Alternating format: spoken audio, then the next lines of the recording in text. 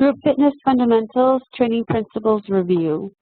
So this is a worksheet that is in your package where you match the training principle term with the corresponding definition. So we will go through each one and just give you a little bit more information on each training principle to review from fitness theory. Scroll down here. All right. So the first one, the body adapts to activity demands. The need to challenge and stimulate the body to adapt is progressive overload. So you have to make sure that you're giving enough challenge to cause the body to change, but not so much that you're causing injury. As a fine line, there's a happy medium between the both. If you don't do enough, no change will happen. If you do too much, then the person is definitely going to get injured. 10% is a general rule of thumb that is used to make things harder. So that can be applied to time or load or reps or sets. So you can play with it. But as long as it's progressive and gradual as opposed to sudden and immediate. Very important to make sure you keep your participants safe. The next one is G, the SAID principle. Basically, training effects are specific to metabolic, neuromuscular, and skill systems. So whatever you want to improve, if you want to improve your flexibility, you're going to have to stretch. If you want to be able to run a marathon, you're eventually going to have to include running in your training. If you want to get stronger upper body, you're going to have to do some kind of strength training for the upper body. So there's not a lot of crossing over. If you want to become a better runner, probably not going to bike.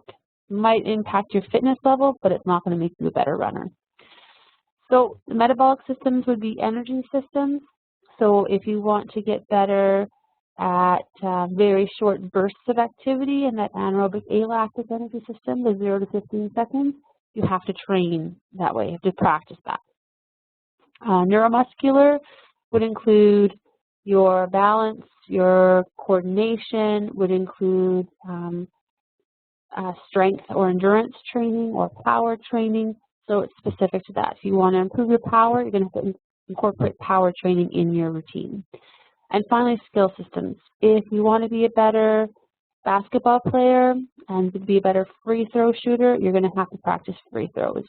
Running up and down the court is not going to make you a better shooter. So it makes sense when you think about it. Next one is H, periodization. That's where you break the training season into phases and focus on one fitness element at a time. A lot of teams do this. A lot of competitive and recreational athletes do this, where we have an in-season where you're actually in competition. You have a post-season where you are out of competition, and a pre-season where you're preparing for competition. So it is actually a good idea for people to think this way, to incorporate different volumes of training, different break schedules, different focuses throughout the year to keep yourself fresh and to keep yourself from getting stale and injured. Good idea if you're working with any teams doing any coaching that you look more into this concept of periodization and start to incorporate into the year-long or the season-long workout routines. The next one is B, individualization, and that is genetics, biological age, gender, training and fatigue state, health, status, and effort impact training response. So your genes have a lot to do with how much you change and grow. If you are born with genetics that are more conducive to putting on muscle, you're going to put on more muscle. If you're not, it's going to be very difficult.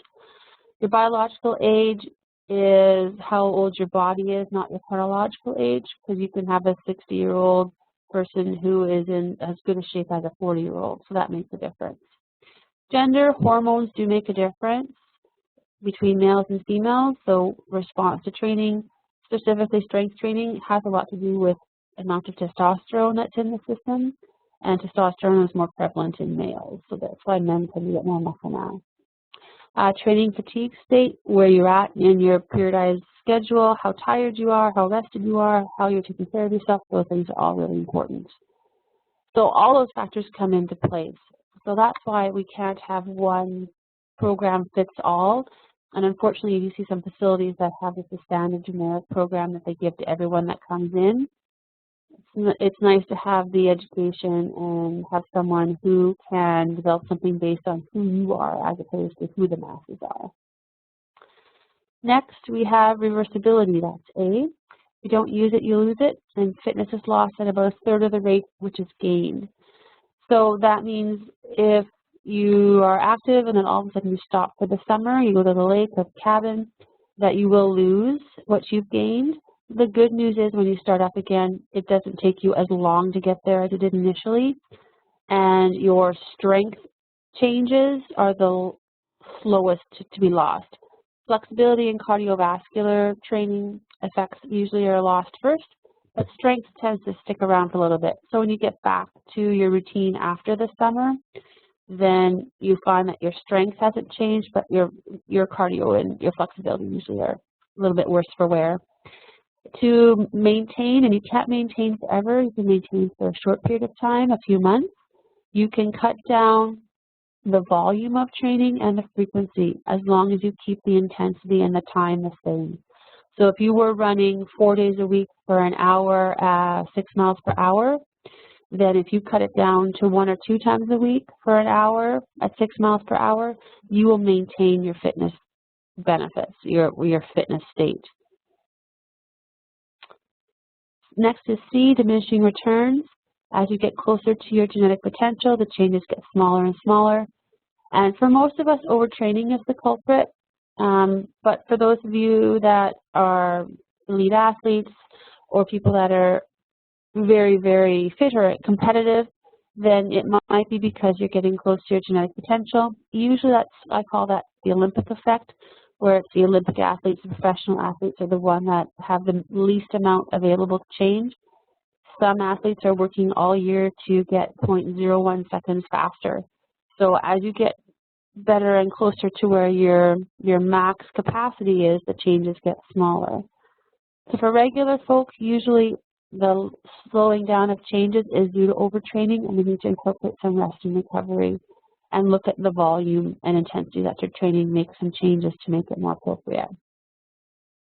And speaking of that, rest and recovery is next. E, heal, repair, and restore after training. So making sure you get good sleep, you're eating properly, hydrating, making sure that you're varying your training so you're not just training high intensity all the time, incorporating other modalities like massage, taking care of injuries when you are hurt rather than working through them. All those things are really important for rest and recovery.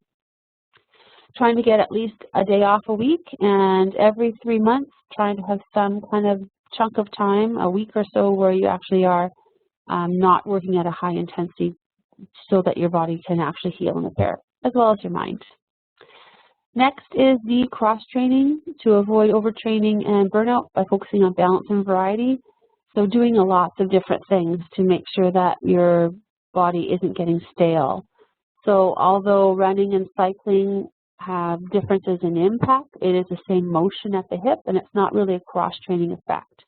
Whereas inline skating and running would be more of a cross-training effect because you're moving the hips and the joints in different directions. So thinking about what you're doing, the types of activities you're choosing, and looking at incorporating other options so that you're basically training your body in all directions, in all planes, and using all joints.